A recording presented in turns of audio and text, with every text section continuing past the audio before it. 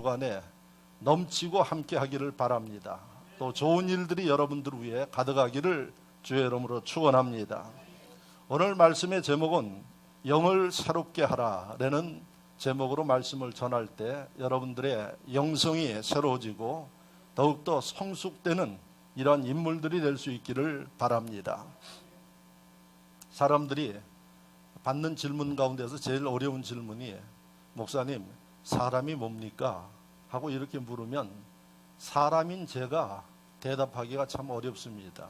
아마 여러분들도 사람이 뭡니까? 어떤 존재입니까? 하고 이렇게 묻는다면 뭐라고 대답하시겠습니까? 그래서 아주 지혜롭고 현명한 철학자들이 사람에 대해서 이렇게 이야기를 했습니다. 사람은 사회적인 동물이다. 그래서 사람은 혼자 살 수 없고 모여서 사는 게 사람이다. 이렇게 이야기를 합니다. 맞는 얘기죠? 그래서 여러분들 혼자 살 수는 없어요.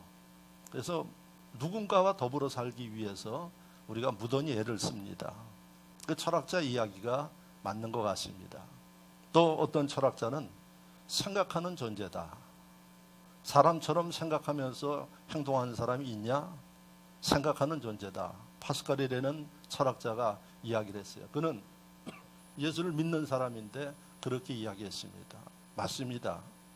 그런데 그렇게 보면은 동물 중에서 가장 지능이 뛰어난 침팬지도 생각하면서 삽니다. 그래서 과학자들이 실험을 합니다. 침팬지 손가락에 들어가지 못하는 거기에다 맛있는 음식을 넣어놓고 침팬지 앞에 줍니다. 먹을까요? 못 먹을까요? 먹습니다. 어떻게 먹나요? 막대기를 갖다가 침팬지가 그걸 찍어서 먹는 이런 막대기를 움직일 수 있는 그러한 생각의 기능이 있어요. 그래서 어린아이와 같은 지능이다 이렇게 이야기를 해요. 그런데 그것보다 뛰어난 게 사람이기 때문에 생각하는 존재다 이렇게 결론을 내렸습니다. 또 어떤 사람은 언어를 사용하는 유일한 존재가 사람이다. 그래서 사람은 언어를 사용하는 존재이기 때문에 사람인 것이다 이렇게 이야기를 합니다. 참 그분들이 오랫동안 연구하면서 그런 이야기를 합니다. 다 일리가 있지만은 정답은 아닙니다. 정답은 뭘까요? 하나님이 우리를 만드셨어요. 그래서 하나님처럼 우리에 대해서 잘 아는 분이 없어요. 그런데 그 하나님이 성경에 뭐라고 말씀하셨는가 하니 하나님의 형상을 닮은 존재가 바로 사람이다 이렇게 이야기를 하고 있어요. 그래서 크리스찬들은 사람이 어떤 존재입니까? 물으면 정확하게 대답을 어떻게 이야기해야 되는가 하니 하나님의 형상을 닮은 존재가 사람이다. 할렐루야. 여러분, 세상에 어떤 동물도 하나님 형상대로 만든 동물이 없어요. 하나님이 유일하게 사람만 하나님의 형상대로 만드셨다고 이야기를 합니다. 자, 그러면 사람이 뭐냐? 하나님의 형상대로 만든 존재입니다. 이렇게 이야기를 하는 사람들은 자기 자신에 대해서 자부심을 가지고 사셔야 돼요. 그래서 여러분들이 좀 키가 적은 사람들은 키 큰 사람을 보면 부러워합니다. 부러워할 필요 없어요. 왜? 하나님이 형상대로 만드셨고 유일한 존재로 만드셨어요. 믿으시면 아멘. 아멘. 키 큰 거 부러워하지 마십시오. 제가 키 큰 사람들 보니까 특히 여자분들 가운데 키 큰 분들은 키를 조금만 적었으면 좋겠다 그래요. 너무 커도 이게 자기는 별로 좋지를 않대요. 근데 키 큰 사람들은 키를 크게 하려고 그냥 신발 바닥을 얼마나 높이는지 몰라요. 그리고 뒤꿈치를 얼마나 높이는지 앞으로 쓰러지지 않는 것도 이게 기적이에요. 그런데 하나님의 이 말씀을 여러분들이 정확하게 이해를 하면 나의 나된 게 축복이에요. 할렐루야. 콧대가 좀 낮으면 그거 가지고 고민을 하고 있어요. 그래서 콧대를 높이느라고 애를 쓰는데 여러분, 하나님께서는 여러분들 다 하시고 실패하는 작품이 아니라 하나님은 완전하신 분이에요. 그분이 여러분들을 만드셨어요. 그러니까 여러분 모습 그대로가 하나님 보시기에 아름다운 거예요. 믿어주시면 아멘. 아멘. 하나님의 형상대로 만들었어요. 그래서 잊지 말고 기억해야 할 일은 나의 나된 이 모습이 축복이다 하는 생각을 가지고 여러분들이 그런 자부심을 가지고 사셔야지 돼. 또 한 가지, 하나님의 형상대로 만들었다는 이 말씀의 의미는 뭔고 하니 어느 동물도 가지지 않는 영성을 가지고 있는 게 사람이에요. 그래서 사람은 영물이에요, 영물. 사람만이 하나님에 대해서 생각을 해요. 사람만이 종교에 대해서 생각을 하는 거예요. 사람만이 교회 나와요. 어떤 침팬지도, 뛰어난 고등동물인 침팬지, 이 사람과 같은 침팬지도 하나님을 예배하지 못해요. 하나님에 대해서 알 수 없어요. 왜 그럴까요? 영이 없어서 그래요. 그래서 하나님이 우리에게 주신 두 번째 축복 중에 축복은 어느 동물도 갖지 아니하는 영성이 있기 때문에 우리가 하나님에 대해서 생각을 하는 거예요. 그게 있기 때문에 여러분들이 이 자리에 나와 있는 거예요. 할렐루야. 영이 있기 때문에 우리는 영적인 세계를 누릴 수 있는 권한을 가지고 있어요. 믿어주시면 아멘. 그런데 문제는 뭔고 하니 하나님의 형상을 닮았다는 사실을 모르는 사람들, 그 사람들은 자신이 영적인 존재인 것을 몰라요. 내 속에 영이 있는 것을 몰라요. 그럼 어떻게 하느냐? 그래서 불신하는 거예요. 믿지 않는 거예요. 그럴 수밖에 없어요. 영이 있음에도 불구하고 영이 있는 줄 모르니까, 이 속에 있는 영이 가동을 못하니까 믿지 않는 거예요. 그러면 어떻게 사느냐? 영적인 세계를 보지 못하니까 그는 육적인 세계 가운데서 살아야 돼. 왜? 절대 영이 알 수가 없어요. 육적인 세계는 먹고 마시고 즐기고 소유하고 사는 거예요.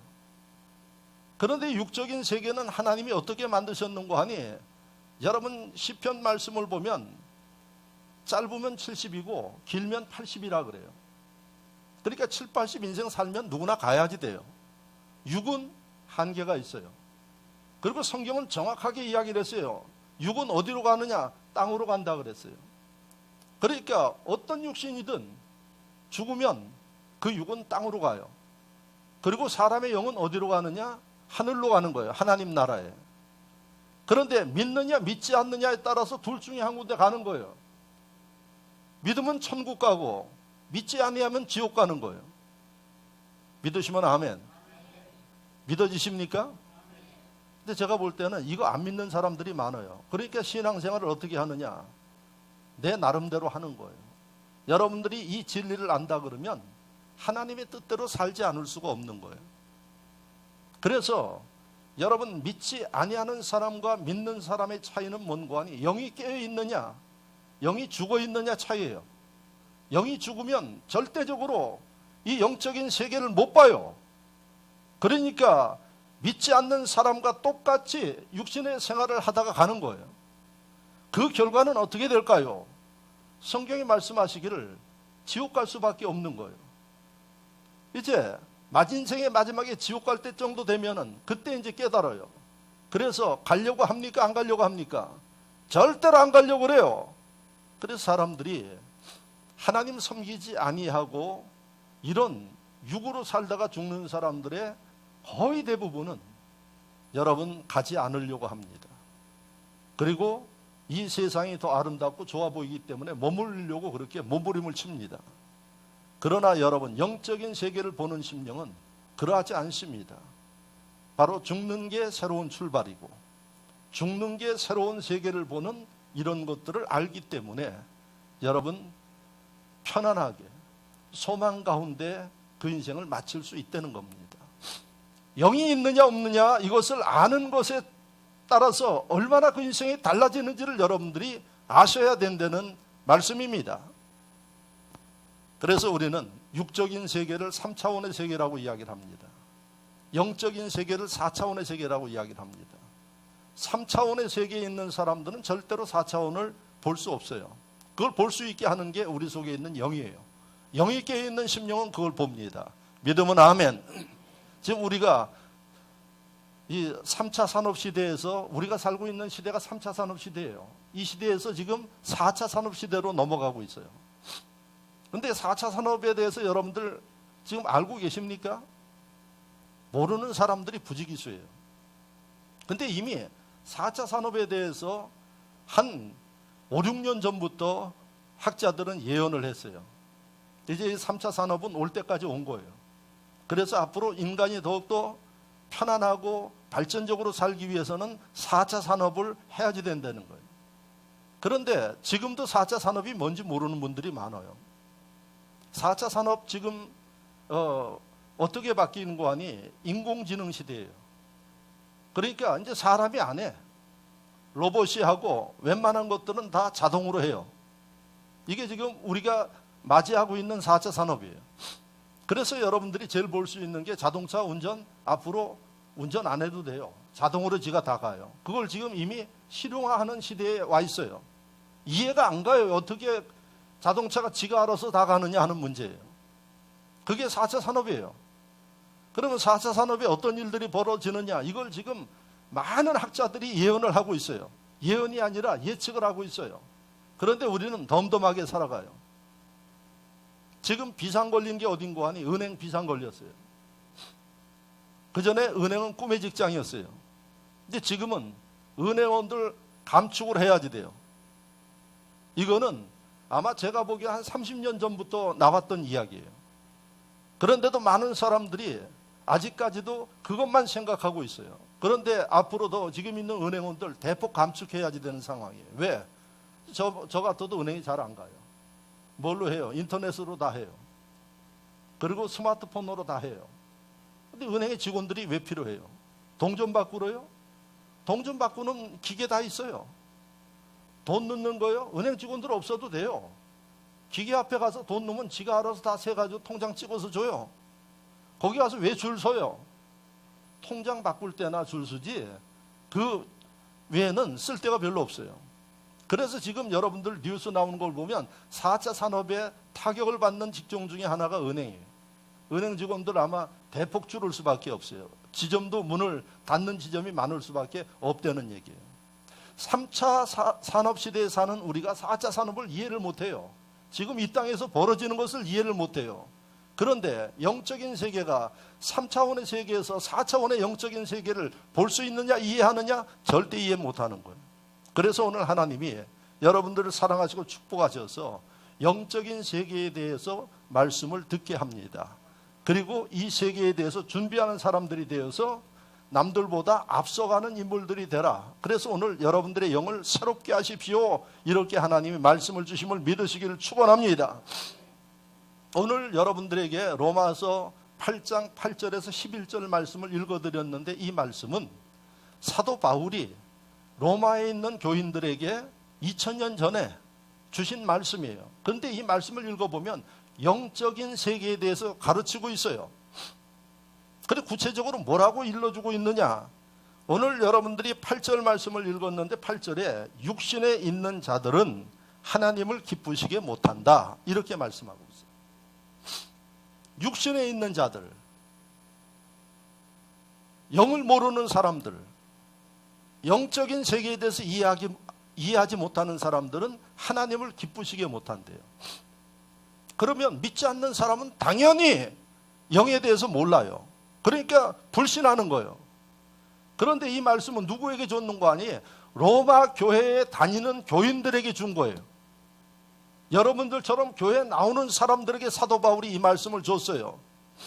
근데 이 말씀에 육신에 있는 자들은 하나님을 기쁘시게 못한다는 말씀은 뭐예요? 교회에 나오지만 영에 대해서 모르고 육적인 삶을 사는 사람들을 이야기하고 있는 거예요. 교회에 나오고 있지만은 바울이 보니까 영의 사람이 아니에요.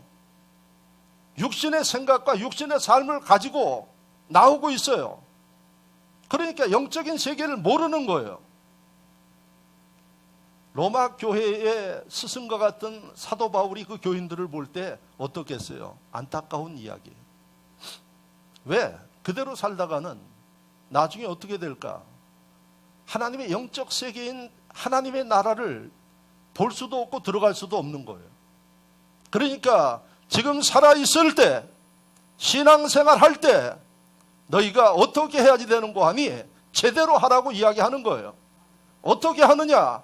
육적으로 살지 말고 영적 세계를 보면서 살아라 하는 게 이 말씀이에요. 우리는 하나님의 자녀임을 믿으십니까? 하나님의 자녀이면 하나님을 기쁘시게 해야지 돼. 근데 오늘 이 말씀을 보면은 로마 교회에 나오지만은 교회 나와서 예배 드리지만은 하나님을 기쁘시게 못하는 사람들이 있다는 겁니다. 그 사람들이 누구라고요? 육적인 사람이에요. 이걸 지금 지적하고 있어요. 이 말씀을 기록해서 2000년 지난 이 시점에 이 말씀을 읽게 하신 하나님의 섭리가 뭔고 하니 오늘날 많은 심령들이 있지만은 교회에 나오지만은 육적인 사람들이 있기 때문에 이 말씀을 읽게 하는 거예요. 그리고 새로워져라 말씀하고 있는 게 본문이에요. 자, 그 다음에 여러분들이 보셔야 할 게 9절 말씀이에요. 만일 너희 속에 하나님의 영이 거하시면 너희가 육에 있지 아니하고 영에 있나니 누구든지 그리스도의 영이 없으면 그리스도의 사람이 아니라. 더 슬픈 얘기를 하고 있어요. 로마 교인들이요, 너희가 교회 나오지만은 육적으로 살면은 하나님을 기쁘시게 못하는데 왜 육적으로 사느냐? 너희 속에 있어야 할 예수 그리스도의 영이 함께하지 않기 때문에 육적으로 산다는 얘기예요. 영성은 있는데 영성이 죄로 물들어가지고 발휘할 수 없는 상태예요. 죽은 상태예요. 그래서 예수의 영이 우리와 함께해서 이 영이 깨어 있어야 너희가 바로 하나님의 자녀다, 이렇게 이야기를 하고 있어요. 그러니까 9절 마지막에 말씀에 영에 있나니 누구든지 그리스도의 영이 없으면 그리스도의 사람이 아니라. 로마 교회에 나오고 있지만은 너희는 교회 나오는 교인인지는 몰라도 그리스도의 자녀는 아니라고 이야기하는 거예요. 그러므로 무엇을 해야지 되느냐?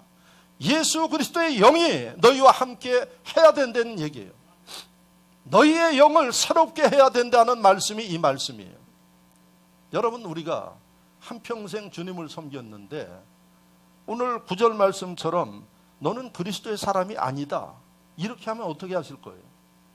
나중에 하나님 앞에 갔는데 너는 그리스도의 사람이 아니다, 너는 교회는 나왔지만 예수의 영이 함께하지 않았기 때문에 그리스도의 사람이 아니다, 그러면 통곡할 일입니다. 여러분, 학교 다닐 때 입시를 다 치러봤죠? 저희는 중학교 들어갈 때 시험 봐, 고등학교 들어갈 때 시험 봐, 대학 들어갈 때 예비고사 봐, 또 본고사를 봐. 하여튼 시험이란 시험은 지독하게 운전면허 시험에서부터 졸업하면 끝난 줄 알았더니 목사고시에 이르기까지 별 시험을 다 봤습니다. 그런데 시험은 사람들 결과가 조마조마해요. 예? 자신 있게 쳤어도 어떻게 조마조마해요. 그래서 가서 딱 봐서 자기 이름이 있으면 그냥 함성이 터지죠. 그런데 거기에 이름이 없으면 어떻게 돼요? 슬픈 일입니다. 경험 다 해보셨을 거예요. 그런데 이 땅의 시험은 기회가 또 있어. 내년에 하면 돼요. 다음에 하면 돼요. 그런데 천국에 들어가는 그 시점에 내 이름이 없으면 이거는 기회가 없어. 돌이킬 수가 없는 거예요. 그래서 사도 바울이 로마 교인들에게 그야말로 간절한 마음으로 이 말씀을 하고 있어요. 너희 속에 예수의 영이 없으면 너희는 그리스도 사람이 아니라고 이야기를 해요. 교회 나오는 교인들에게 이렇게 설교하는 거예요. 너희 속에 예수의 영이 있는가 봐라. 없으면 그리스도가 아니기 때문에 나중에 후회하지 말라는 말씀입니다. 이 말씀은 곧 무엇을 이야기하나요? 그러므로 너희의 영적인 상태를 보고 새로워져야 된다는 간절한 외침이 이 말씀이에요. 왜? 우리의 육신의 삶이 영원하면 걱정할 것 없어요. 안 죽고 영원히 사는데.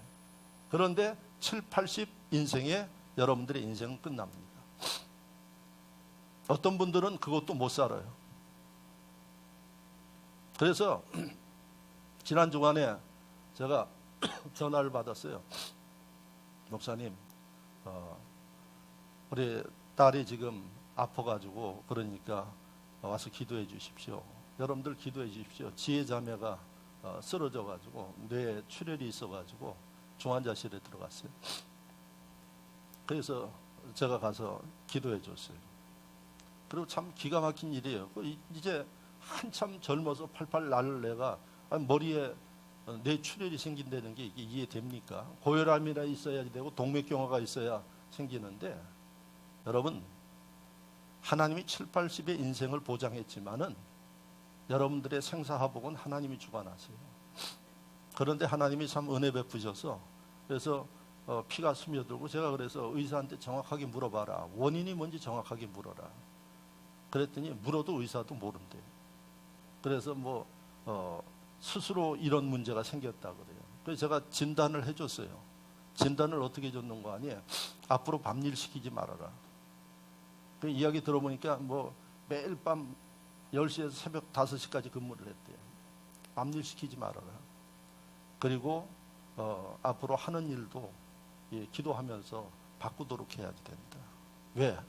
생명이 중요하죠. 예? 여러분, 영적인 사람이 되어져야 할 것을 오늘 이 본문에서 우리에게 이야기를 하고 있어요. 자, 그러면 이 말씀 속에 보면은 우리의 영을 어떻게 봅니까? 우리의 영을 어떻게 해야지 되나요? 보이지 않는데.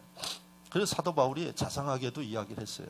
자, 10절 말씀을 보면, 또 그리스도께서 너희 안에 계시면 몸은 죄로 말미암아 죽은 것이나 영은 의로 말미암아 살아있는 것이니라. 그러니까 우리의 영이 죽어 있고 영적인 세계를 못 보는 게 뭐예요? 우리의 영에 죄가 감염돼 가지고 안 보이는 거예요. 그러니까 우리가 예수를 믿으면 뭐 해야지 돼? 회개해야지 되죠. 회개하면 영적을 감염시켜 있는 이 죄가 사라지는 거예요. 그러면서 우리가 하나님에 대해서 알기 시작하고 보이기 시작하고 깨닫기 시작하는 거예요. 이게 점점 영적인 생활을 하면서 발전되는 거예요. 그걸 우리가 믿음이 커진다고 이야기를 해요. 믿음이 커지면 세상에 어떤 유혹과 환란이 와도 그 심령은 절대로 넘어지지 않아요. 왜? 영적인 세계를 보기 때문에 그래요. 하나님의 역사를 보기 때문에. 그래서 여러분들 마음속에 있는 죄의 문제를 해결하지 않으면 심각한 문제 가운데 들어간다는 사실이에요. 예수를 믿으면서도 여러분들이 이 죄의 문제에 대해서 하나님 앞에 회개하지 아니하면 믿음이 자라지 않습니다. 영적인 세계를 볼 수 없습니다. 그래서 육적으로 살 수밖에 없다는 얘기입니다. 이야기하기를, 목사님 말씀대로 하고 싶은데 내 마음이 안 듣습니다. 마음이 왜 안 듣습니까? 여러분들의 영이 죽으면 여러분들을 사단이 마음대로 주무릅니다. 그 다음에는 마음대로 못하는 거예요. 그래서 여러분들이 오늘 이 설교의 말씀을 통해서 내 영의 문제는 내 죄의 문제와 같이 가는 거예요. 그래서 여러분들이 날마다 조심해야 될 게 죄의 문제예요. 이걸 지금 사도 바울이 가르치고 있어요. 그래서 사도 바울이 죄의 문제가 해결되면 어떻게 되느냐? 11절 말씀을 다 보십시오. 그리고 한 목소리를 한번 읽어보겠습니다. 예수를 죽은 자 가운데서 살리신 이의 영이 너희 안에 거하시면 그리스도 예수를 죽은 자 가운데서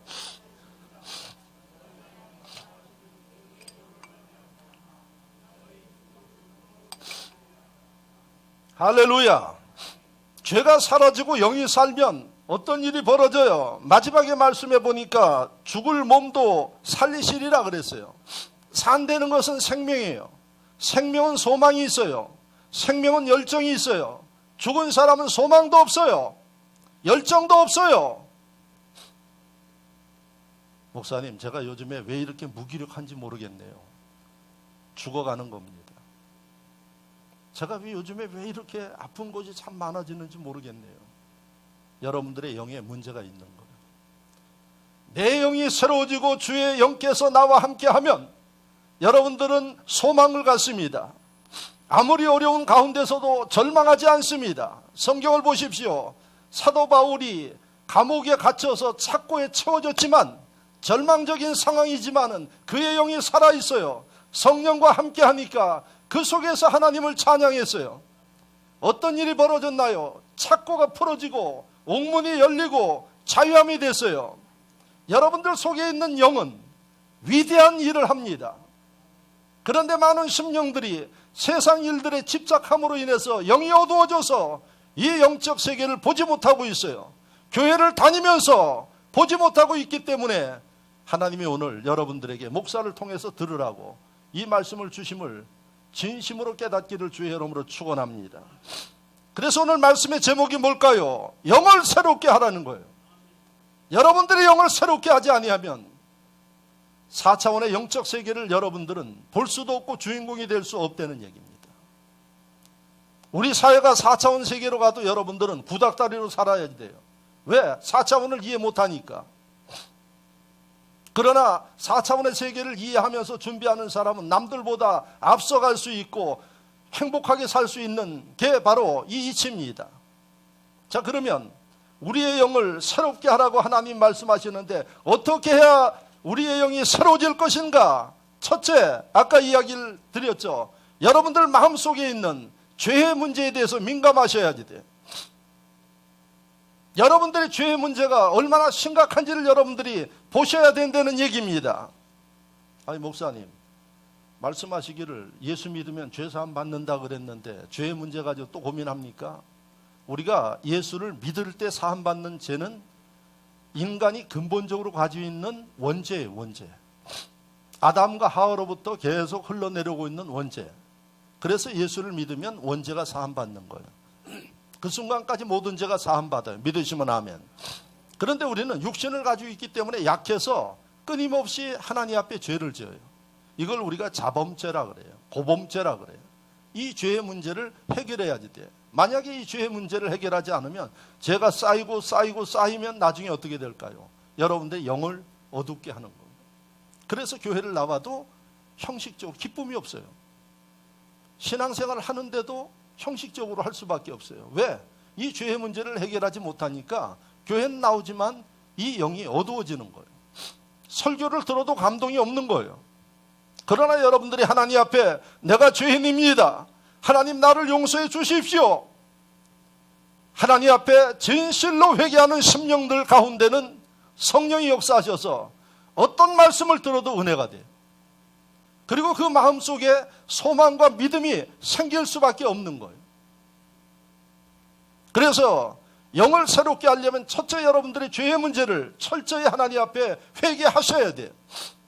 그런데 어떻게 하느냐? 특징이 남의 탓을 해요. 죄의 문제에 여러분 걸리는 심령들이 그리고 무엇을 탓하느냐? 환경을 탓해요. 내가 너무 바빠가지고 그렇습니다. 하나님은 여러분들의 변명을 듣지 않아요. 하나님 말씀대로 행하느냐 행하지 않느냐 이걸 보시는 거예요. 그래서 하나님이 말씀하시기를 너희가 행한 대로 내가 거두리라고 이야기를 해요. 심는 대로 하나님이 거두게 하신대요. 그러면 하나님 말씀대로 내 영이 죄로 얼룩져 있으면 그 문제는 내가 해결해야지 돼요. 어떻게? 회개하셔야지 돼요. 근데 회개할 시간이 없어. 그럼 어떻게 해야지 될까? 그대로 살아야지 돼요. 그럼 하나님이 아까 뭐라고 말씀하셨나요? 예수의 영이 함께하지 않으면 그는 그리스도인이 아니라고 이야기를 해요. 그리스도의 것이 아니라고 이야기를 해요. 여러분, 내 부모가 나를 보고 너 주워온 자식이야 그러면은 통곡할 일입니다. 어려서 그런 얘기 한 번쯤 들어봤죠? 부모가 좀 장난기로 또 하도 속을 썩이니까 넌 주워온 자식이야 이런 얘기 들어본 사람들 많을 거예요. 그때 절망적이에요. 절망적. 예? 이분이 내 부모가 아니면 나는 뭐예요? 근데 하나님이 그 얘기예요. 너의 영이 깨어있지 못하면, 새로워지지 못하면 너는 나와 상관이 없다는 말씀이에요. 그런데 많은 심령들이 어떻게 사느냐? 육적인 것으로 인해서 영적인 세계를 못 보고 내가 무엇이 문제인지 어떤 허물이 있는지를 모르고 살아가요. 그 결과는 하나님이 나 너 모른다는 거예요. 우리가 예수를 믿으면서 천국의 소망을 가져야 되고 이 땅에 살면서 하나님의 사랑과 분복을 받는 심령들인데 하나님이 나 모른대요. 이게 오늘 본문의 말씀이에요. 그래서 너희가 너희의 영적인 상태를 보고 회개하면서 이제 새로워지도록 하라. 이게 본문의 말씀이에요. 믿으시면 아멘. 여러분 치즈 좋아하시죠? 치즈. 미국의 유명한 치즈 회사 클래프트라는 회사가 있어요. 우리나라 마켓마다 가면은 슬라이스 된 거, 삼각형으로 되고 조각으로 되어 있는 치즈 가운데 크라프트라는 그 치즈가 있어요. 제가 아프리카에도 가니까 크라프트가 아프리카에도 있어. 그렇게 유명해. 전 세계에 나가 있어요. 근데 이 크라프트 이 치즈 회사의 설립자가 크라프트예요. 근데 아주 가난한 집의 자녀로 태어났어요. 그래서 그가 어려서부터 돈이 없으니까 우유 배달을 하고 이런 식으로 해서 이제 하나님 잘 섬기는 가운데 분복을 받았어요. 그래서 그가 나중에 하나님이 지혜 주심을 따라서 맛있는 치즈, 크라프트 치즈를 만든 거예요. 그래서 이 치즈 회사가 우유 배달하는 일부터 시작을 했는데 하나님이 지혜를 주셔서 사람들 입맛에 딱 맞는 치즈를 만든 거예요. 그래서 그 회사가 이 조그만 이 공장이 점점 큰 공장으로 되고 엄청나게 이 축복을 받았어요. 성장했어요. 승승장구했어요. 그러니까 크라프트가 누구 얘기대로 밥 먹을 시간도 없어요. 눈코 뜰 새 없이 그렇게 움직였어요. 그렇게 하나님을 잘 섬기고 주의를 지켰던 크라프트가 주의를 못 지키고 그 다음에 예배를 못 드리고 이렇게 됐어요. 그렇게 될 수밖에 없죠. 회사가 그렇게 바쁘니. 잘 나가던 회사가 어느 날 갑자기 이상한 일이 생겨요. 매출이 자꾸 떨어지고 그 다음에 적자가 나고 적자가 나니까 공장 일부를 중단하고 종업원들을 줄여야지 되고 위기를 느꼈어요. 크라프트가. 그래서 크라프트하고 어려서부터 신앙생활을 같이 했던 절친 신앙의 친구에게 가서 자기의 고민을 털어놓은 거예요. 왜 이러는지 모르겠다. 그랬더니 그 친구가 크라프트를 위해서 늘 기도하는 친구인데 뭐라고 이야기를 하는 거 아니? 나는 네 회사가 망할 줄 알았다. 이렇게 이야기를 하는 거예요. 웬만한 사람들 같으면 너 지금 악담하는 거냐? 그럴 텐데 워낙 어려서부터 자기를 위해서 기도하면서 지냈던 친구니까 왜 그러느냐? 그랬더니 그 친구가 뭐라고 이야기를 하는 거 아니? 너 가난한 시절에 하나님 축복받아서 지금 큰 기업을 이루는 거 알고 있냐? 알고 있다. 근데 너 지금 큰 축복을 받으면 더 하나님을 잘 섬겨야지. 너 지금 주일 제대로 지키냐? 예배 드리냐? 그렇게 기도하던 친구가 기도하냐? 그러니까 이 크라프트가 친구의 이야기를 들으면서 충격을 받은 거예요. 그래서 하나님 앞에 두 가지 결단을 했어요. 하나는 하나님 철저하게 아무리 바빠도 주의를 지킵니다. 두 번째 결단은 뭔고 하니? 제가 10의 1조를 드렸는데 이제 10의 5조를 드리겠습니다. 100만 원의 소득이 있으면 10만 원을 드렸는데 앞으로 50만 원씩 드리겠다고 결단한 거예요. 그리고 하나님 앞에 철저하게 아무리 바빠도 주의를 지켜나간 거예요. 그런데 그 위기를 겪은 크라프트 치즈 회사가 그때부터 지금까지 세계에서 잘 나가는 회사예요. 믿어지십니까? 예? 아마 인터넷에 아마 크라프트에 대해서 치면은 그 간증들을 읽을 수가 있어요. 살아있는 간증이에요.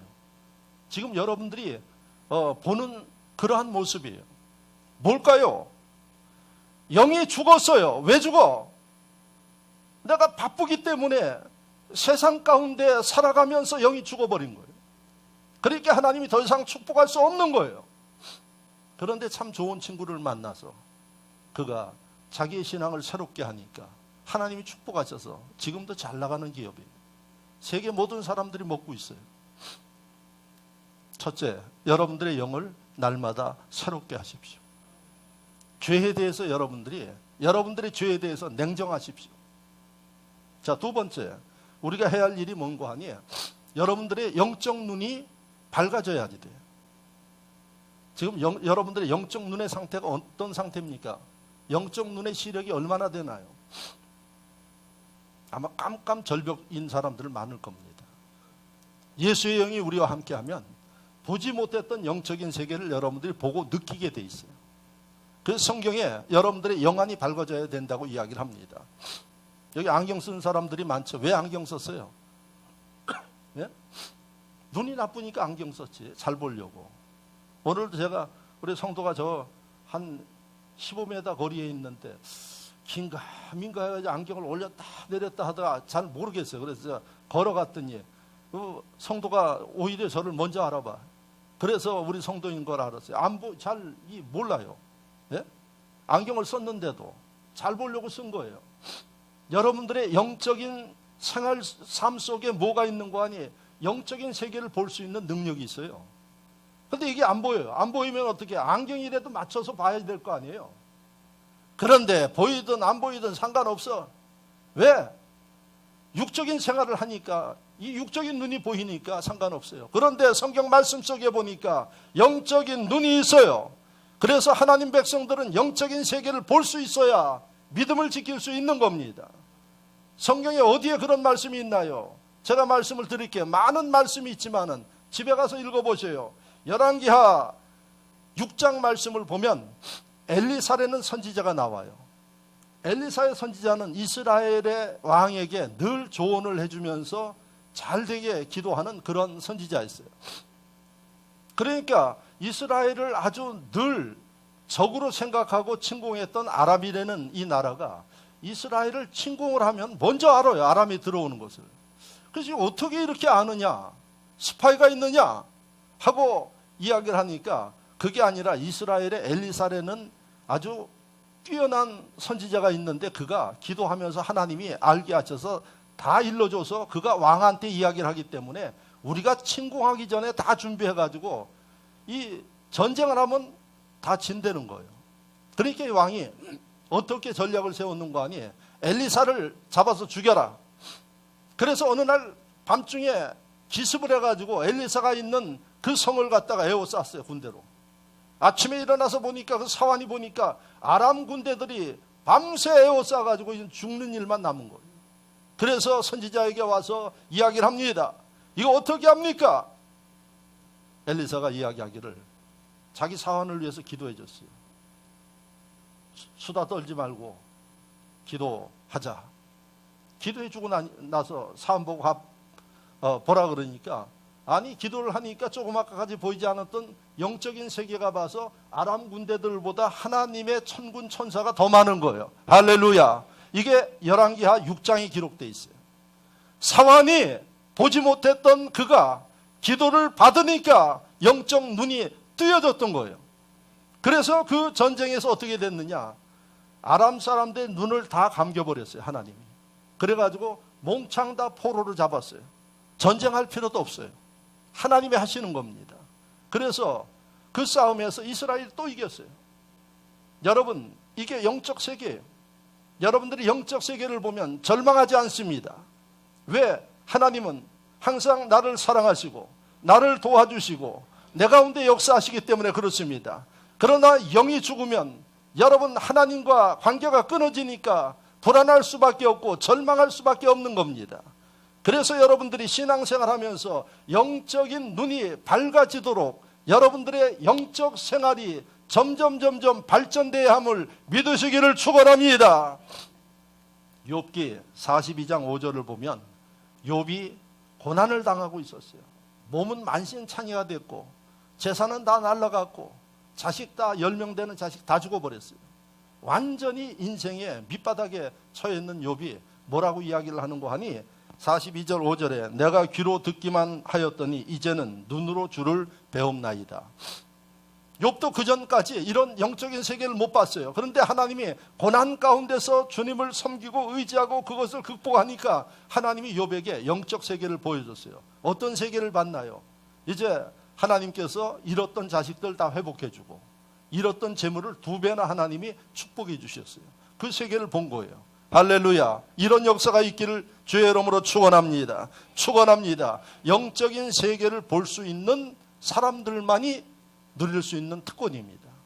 요한계시록 3장 18절 말씀을 보면 우리에게 안약을 사서 눈에 발라 보게 하라 이렇게 돼 있어요. 여러분들 눈에다가 영적 세계가 안 보이는 분들 안약을 사서 눈에다 좀 바르래요. 어느 약국에 가서 사야 될까요? 무슨 약을 사야지 도대체 영적 세계가 보일까요? 그 약은 성경에 있어요. 오늘 여러분들의 영안이 밝아지기 위해서 예수의 영이 여러분들과 함께하면 밝아집니다. 할렐루야. 예수 그리스도의 영이 여러분들과 함께하기 위해서는 무엇을 해야 할까요? 사랑해야 돼요. 주님을 사랑하는 마음. 그런데 어느덧 여러분들 마음속에 주님을 사랑하는 마음은 점점 사라지고 세상을 사랑하는 마음이 가득 차고 물질을 사랑하는 마음이 가득 차고 세상 것들로 가득 차니까 주님 사랑하는 마음이 사라졌어요. 그러니까 여러분들의 영적 세계는 보이는 게 육신적인 세계만 보이지 하나님의 이 세계를 보지 못해요. 그러니까 그 믿음은 성장하지 못하는 겁니다. 그래서 시험에 들고 결국은 여러분 실족할 수밖에 없는 겁니다. 여러분들 마음속에 이제 세상 것들을 몰아내고 하나님을 사랑하는 그런 마음이 가득하여서 영적 세계를 눈뜨고 볼 수 있기를 주의 이름으로 축원합니다. 하나님의 세계는 여러분 축복의 세계입니다. 천국은 여러분 아름다운 것입니다. 천국은 근심도 없다고 이야기를 합니다. 하나님이 보게 하는 그 세계, 이런 세계를 여러분들이 바라보면서 세상을 승리하며 복된 삶을 이루기를 축원합니다. 마지막으로 우리에게 영적인 능력을 갖기를 하나님이 원하십니다. 할렐루야. 능력이 있어야지 돼요. 세상에서도 능력이 있어야 성공하죠. 신앙생활도 능력이 없으면 여러분 사탄의 역사에 무너집니다. 그래서 하나님이 이 성령과 함께하는 심령들에게 능력을 주십니다. 빌립보 4장 13절에 내게 능력 주신 자 안에서 내가 모든 것을 할 수 있느니라. 내게 능력 주시는 자 누가 줘요? 하나님이 줘요. 하나님의 약속의 말씀이에요. 여러분들에게 능력 주신대요. 그러면 모든 것을 할 수 있대요. 어떤 거든 할 수 있대요. 믿어지십니까? 그러면 문제는 하나님이 누구에게 능력 주시느냐 하는 거예요. 여러분들의 영이 깨어서 하나님을 사모하는 심령들 위해 아까 하나님을 사랑하는 사람들에게 하나님께서 영적 세계를 보게 하신다 그랬죠. 이 심령들 위해 이제는 우리가 세상을 살면서 세상 것들이 필요하지만 적당히 하십시오. 그걸 우리가 뭐라 그러는 거 아니? 절제라고 이야기를 합니다. 성령이 주의 영이 우리에게 임하면 어떤 특성을 주는 거 하니? 절제해요. 왜 절제가 필요할까요? 절제해야 건강할 수 있고 절제해야 행복할 수 있기 때문에. 밥도 맛있다고 많이 먹으면 어떻게 될까요? 누구에게도 배 터져요. 적당히 먹어야지. 즐거움도 우리가 적당히 해야지 돼요. 소유하는 것도 적당히 해야지 돼요. 그래서 뭐라 그러는 거 아니에요? 사람의 욕심은 하나님도 못 채운대요. 그렇게 욕심이 많아요. 그러니까 우리의 욕심도 적당히 해야지 돼요. 여러분들이 잠자는 것도 어느 정도 자야 됩니까? 8시간 자라 그래요. 건강하기 위해서. 근데 16시간을 자요. 그 인생은 망하는 인생입니다. 뭐든지 적당히 해야지 돼요. 그걸 우리가 절제라 그래요. 그러니까 여러분, 하나님께서 능력 주시는 심령이 뭔고 하니 하나님의 말씀을 따라서 주님을 사랑하고 성령의 역사를 사모하는 심령들을 위해 하나님이 필요할 때 능력을 주십니다. 어떤 능력을? 여러분들이 할 수 없는 것들을 할 수 있는 이 능력을 주십니다. 그래서 성경에 보면 예수 믿는 사람들을 보면 오병이어의 기적이 일어나요. 이건 여러분들이 그렇게 좋아하는 물질적인 역사 아닙니까? 물질적인 거예요. 물고기 2마리하고 보리떡 5개 가지고 12광주리가 남았어요. 이게 능력이에요. 또 여러분, 병든 심령들 고쳐주는 능력이에요. 귀신 들린 심령들, 귀신을 쫓아냈더니 인생이 달라졌어요. 능력이에요. 이런 능력이 여러분 영을 새롭게 하는 심령들에게 일어난다는 사실입니다. 여러분들이 이 능력을 갖기 위해서 해야 할 일은 2가지예요. 첫째는 사모하는 사람들을 위해 줘요. 관심 갖지 않는데 주지 않아요. 2번째는 능력은 왜 필요한 거 아니에요? 쓰기 위해서 필요한 거예요. 하나님의 영광을 위해서 여러분들이 봉사하는 이유가 뭔고 하니 그 심령들의 능력을 주셔요. 건강의 능력을 주시고 하나님께서 더 봉사할 수 있도록 물질의 능력을 주시고 믿으시면 아멘. 그러니까 구하고 여러분들이 행동할 때 하나님이 능력을 주세요. 여러분들이 오늘 집에 가시면 후쿠시게 다카시라라는 이름을 한번 쳐봐요. 후쿠시게 다카시라. 일본 사람이에요. 그 이름을 인터넷상에다 치면은 그 사람의 간증이 나와요. 이 사람이 2004년도에 일본의 유명한 사람이에요. 여러분들 TV, 옛날 TV는 컸지만은 지금 박형이라 그래서 LCD TV 있죠? 아주 얇죠. 화질도 좋죠. 그걸 최초로 만든 사람이 바로 후쿠시게 다카시라는 사람, 일본 사람이 만드는 거예요. 세계 최초로. 그러니까 일본에서 이 사람을 보호할 정도의 그러한 훌륭한 뛰어난 과학자예요. 그리고 이 LCD 만드는 이 기계를 갖다가 다 만든 게 이 사람이에요. 그러니까 일본에서 얼마나 이 사람을 보호했겠어요. 이 사람이 2004년도 2월 21일 날 나가노 해븐 스키장이라는 곳에 가서 스키를 타려고 스키장에 간 거예요. 그런데 스키장에 가가지고 이유도 없이 쓰러졌어요. 눈밭에. 그래서 2시간 만에 병원으로 옮겼는데 병명이 뇌경색이에요. 뇌에서 이 핏줄이 잘못돼가지고 뇌가 이제 정지하는 거예요. 2시간 만에 갔더니 50% 뇌가 죽어버렸어요. 그래서 일본의 유명한 의사들이, 신경의과 의사들이 다 붙어가지고 처방을 했지만은 그를 살릴 수가 없었어요. 그 뇌는 점점 굳어갔어요. 그 나중에 거의 뇌가 제로 상태로 될 정도로 돼서 장례 준비를 했던 거예요. 그래서 그 딸이 있어서 의사가 어머니 보고 딸 보고 아버지 마지막 보게 하라고 21일 동안 그 상태에 있었던 거예요. 호흡은 끊어지지 않았는데, 그런데 21일 만에 이 사람이 일어났어요. 예? 일어났는데 말을 못하는 것도 아니고 어디 마비된 게 아니라 기적이 일어난 거예요. 말도 하고 멀쩡하게 일어났어요. 그게 일본에서 실제로 2004년도에 있었던 거예요. 그래서 그 사람이, 부인이 한국 사람이래요. 그래서 한국에 와가지고 2005년도에 와서 간증하러 다녔어요. 그리고 그분에 대한 그 간증이 지금 인터넷상에서 지금도 아마 있을 거예요. 근데 어떻게 당신 살아났느냐 그랬더니 자기가 혼수 상태에 있는데 목소리가 들리더라는 거예요. 들었더니 의사 목소리하고 자기 부인 목소리가 들리더래요. 부인한테 그러더래요. 이분 이제 곧 장례 치러야지 되니까 딸 불러가지고 얼굴 보게 하라고 그러더래요. 너무나도 슬프더라는 거예요. 자기 그 얘기는 들리는데 말도 못하고 움직이지도 못하고 그러는데, 그래가지고 너무 슬퍼가지고 자기는 일본 사람으로 성경은 본 적은 있지만 교회 나간 적은 없대요. 그런데 자기 속에서 어떤 말이 나오는 거 아니, 자기 속에 다른 사람은 듣지 못한데 하나님, 이 하나님에 대한 외침이 자기 속에서 나오더래요. 그래서 하나님 나를 살려주세요, 이렇게 자기가 한 2번 외치니까 웬 분이 자기한테 다가오더래요. 나중에 알고 보니까 그게 예수님이더래요. 다가오셔서 자기가 이렇게 이야기해요. 너무 목이 마릅니다.